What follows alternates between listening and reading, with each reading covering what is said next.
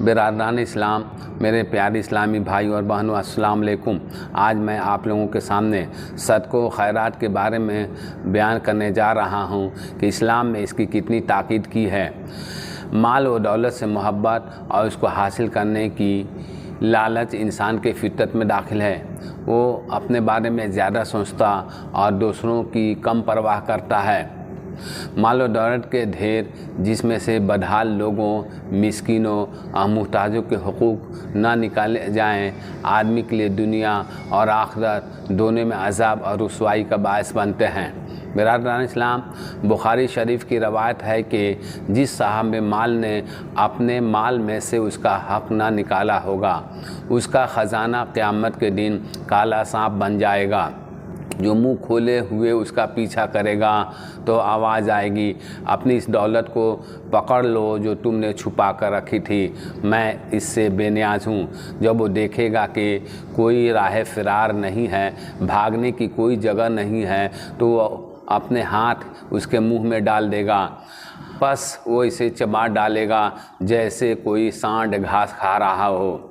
رحمت و اخلاص کے جذبے سے خرچ کیا ہوا مال گناہوں کو دھو دیتا ہے اور غلطیوں کو مٹا دیتا ہے۔ قرآن میں اللہ تعالیٰ فرماتا ہے، اگر تم اللہ کو قرض حسنہ دو تو وہ تمہیں کئی گنا بڑھا کر دے گا اور تمہارے قصوروں سے درگزر فرمائے گا۔ اللہ بڑا قدردان اور بردبار ہے، حاضر اور غائب، ہر چیز کو جانتا ہے، زبردست اور دانا ہے۔ تو اس طرح آپ نے دیکھا کہ اللہ تعالیٰ قرآن میں فرماتا ہے کہ قرض حسنہ یعنی صدقہ و خیرات انسان کے گناہوں کو مٹا دیتا ہے۔ اس لیے انسان کو چاہیے کہ صدقہ و خیرات دے کر اپنے گناہوں سے خلاصی حاصل کرے۔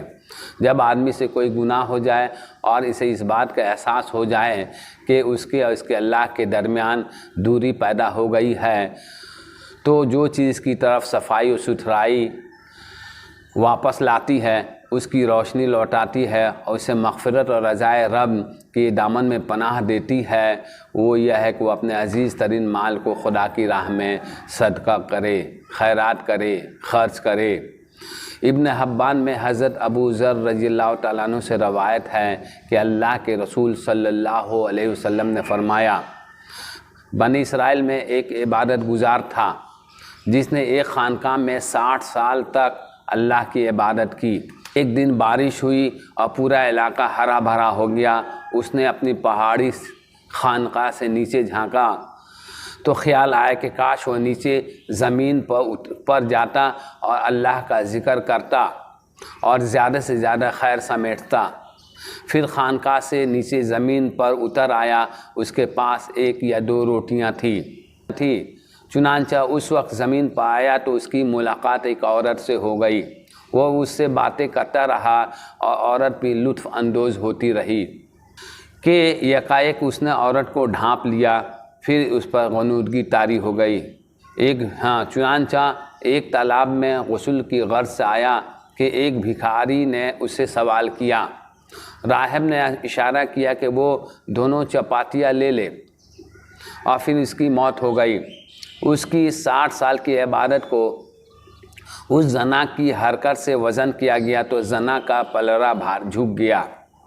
پھر اس کی اچھائیوں کے ساتھ 2 روٹیاں بھی رکھ دی گئیں تو ان کا پلڑا جھک گیا اور اس کی مغفرت ہو گئی۔ تو دیکھا آپ نے، اس واقعے کے ذریعے یہ ثابت ہوتا ہے کہ صدقہ و خیرات جو ہے گناہوں کو مٹا دیتا ہے۔ اگر اس نے صدقہ و خیرات نہ کیا ہوتا تو اس کی مغفرت نہیں ہوتی اور جہنم میں چلا جاتا۔ تو اس طرح ہم لوگوں کو بھی چاہیے کہ صدقہ و خیرات کے ذریعے اپنے گناہوں کو ختم کریں، گناہوں کی نحوست سے بچیں اور اپنے گناہوں کو دھو ڈالیں، کیونکہ اللہ تعالیٰ صدقہ و خیرات کے ذریعے گناہوں کو مٹا دیتا ہے۔ مغفرت و نجات میں عطا و بخشش کا کیا اثر اور کردار ہوتا ہے، اس کی بہترین مثال وہ ہے جو اللہ تعالیٰ نے اپنے نبی کریم صلی اللہ علیہ وسلم کو سمجھائی تاکہ وہ امت کو بتا دے۔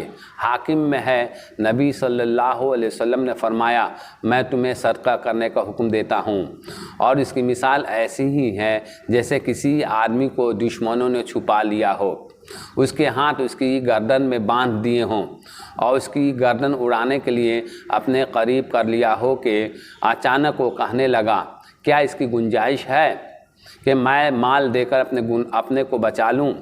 پھر وہ قلیل و کثیر مال و دولت جو کچھ اس کے پاس تھا دینے لگا، یہاں تک کہ اپنے کو اس نے رہا کرا لیا۔ اس طرح زکوٰۃ، خیرات اور دوسرے صدقات کی انسان کی اس زندگی اور آخرت میں بڑی اہمیت ہے۔ اسی کی بنیاد پر ایک مسلم کا اپنے دین سے رشتہ کمزور یا طاقتور ہوتا ہے۔ تو اس لیے ہمیں بھی چاہیے کہ دین و دنیا کی خیر و برکت سمیٹنے کے لیے غریبوں کو خیرات، صدقہ وغیرہ دیں تاکہ ان کو بھی اس دنیا میں آرام کا پل مل جائے اور ہم کو بھی آخرت میں آرام کا پل مل جائے۔ آخرت میں اللہ تعالی ہمارے گناہوں کو بخش دے اور ہمارے لغزشوں سے درگزر فرمائے تاکہ ہم دنیا میں بھی کامیاب رہیں اور آخرت میں بھی کامیاب رہیں۔ جزاک اللہ۔ میرے اس ویڈیو کو لائک کیجئے، شیئر کیجئے اور میرے چینل کو سبسکرائب کیجئے۔ السلام علیکم۔